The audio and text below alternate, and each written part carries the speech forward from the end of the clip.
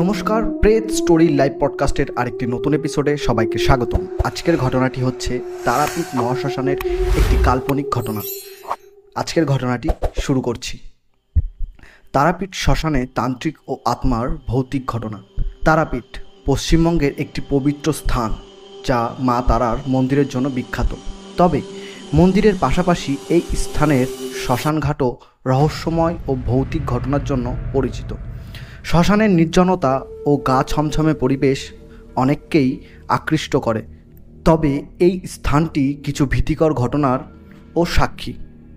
সজল ও তার বন্ধু অমিত ভৌতিক কাহিনীর প্রতি তাদের গভীর আকর্ষণের কারণে এক রাতে তারাপীঠ শ্মশানে যাওয়ার পরিকল্পনা করেছিল। তারা শুনেছিল যে রাতে সেখানে তান্ত্রিকরা তন্ত্রমন্ত্র করে এবং অদ্ভুত ঘটনা ঘটে। তাদের কৌতূহল এতটাই প্রবল ছিল, তারা সাহস করে সেই রাতে শ্মশানে যেতে চায়। সন্ধ্যা হয়ে এলো, তারা শ্মশানের দিকে রওনা দেয়।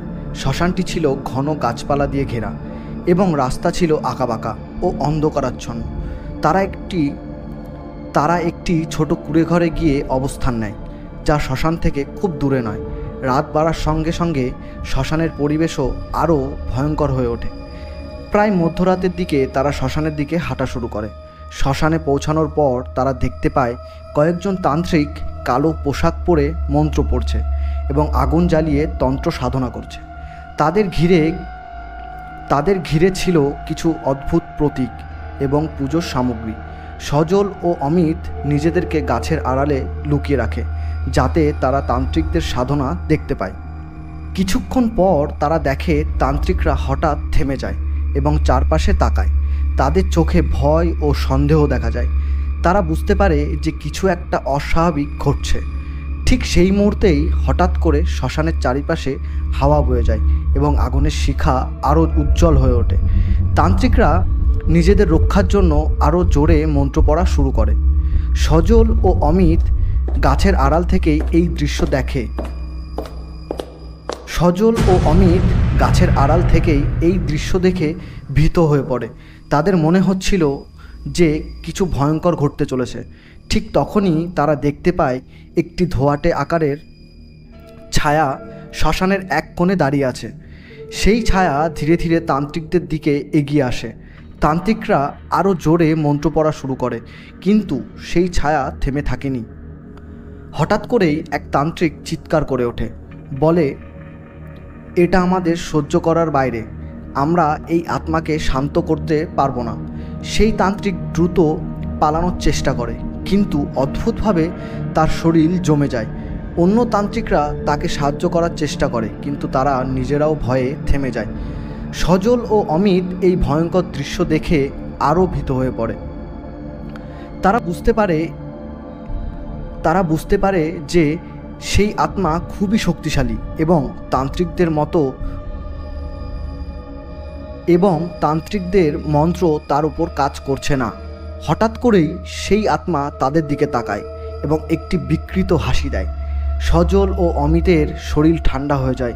তারা দৌড়ে পালানোর চেষ্টা করে। তারা দৌড়ে সেই কুঁড়ে ঘরে ফিরে আসে এবং দরজা বন্ধ করে দেয়। তাদের হৃৎস্পন্দন দ্রুত হচ্ছিল। তারা বুঝতে পারছিল যে তারা জীবনের সবচেয়ে ভয়ঙ্কর অভিজ্ঞতার মধ্যে দিয়ে গেছে। কিছুক্ষণ পর তারা দরজার কড়া নড়ার শব্দ শুনতে পায়। তাদের মনে হচ্ছিল সেই আত্মা তাদের পিছু নিয়েছে। তারা ভয়ে দরজা খোলার সাহস করে না। অনেকক্ষণ পর দরজার কড়া নড়া বন্ধ হয়ে যায়। সজল ও অমিত ভয়ে কাঁপছিল এবং তারা সারা রাত জেগে থাকে। সকালে তারা শ্মশান থেকে দূরে চলে যাওয়ার সিদ্ধান্ত নেয়। সজল ও অমিত তাদের এই ভয়ঙ্কর অভিজ্ঞতার কথা কাউকে জানায়নি। তবে তারা বুঝতে পারে যে তারাপীঠ শ্মশান শুধু তান্ত্রিকদের সাধনার স্থান নয়, এটি ভয়ঙ্কর আত্মার আবাসস্থল। সেই রাতে তাদের জীবনে একটি গভীর প্রভাব ফেলে এবং তারা আর কখনো ভৌতিক ঘটনা নিয়ে কৌতূহল প্রকাশ করেনি। তারাপীঠ শ্মশানের সেই আত্মা সেই তান্ত্রিকদের সাথে যা করেছিল, সজল ও অমিতের মনে সব সময় থেকে গেছে। তারা জানে পৃথিবীর কিছু ঘটনা এবং মানুষের স্থানের শক্তি এতটাই অদ্ভুত এবং ভয়ঙ্কর যে তারা মানুষের বোধের বাইরে। সজল ও অমিত তাদের জীবনের বাকি সময় এই ভৌতিক অভিজ্ঞতা থেকে শিক্ষা নিয়েছিল। তারা বুঝেছিল যে কিছু জায়গা এবং কিছু ঘটনা আমাদের সাহস এবং কৌতূহলের বাইরে আছে।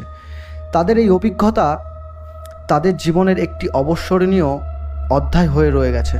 তারা বুঝেছিল যে পৃথিবীর কিছু রহস্য সবসময় রহস্যই থেকে যাবে এবং কিছু সত্য কখনোই উন্মোচিত হবে না। এই ঘটনার পর থেকে সজল ও অমিতের মনে একটি নতুন ভয় জন্ম নেয়। তারা বুঝেছিল যে জীবনের কিছু ঘটনা এবং কিছু স্থান এমন যা আমাদের কল্পনার বাইরে। তারাপীঠ শ্মশানের সেই রাত তাদের জীবনে একটি স্থায়ী স্মৃতি হয়ে থাকে। তারা জানে যে পৃথিবীতে এমন কিছু ঘটনা এবং এমন কিছু শক্তি আছে যা আমাদের বোধগম্য নয় এবং আমাদের কল্পনার বাইরে।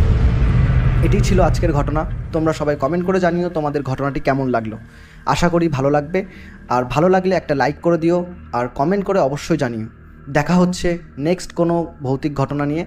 ততদিন সুস্থ থেকো, হ্যাপি থেকো এবং সতর্ক থেকো। টাটা।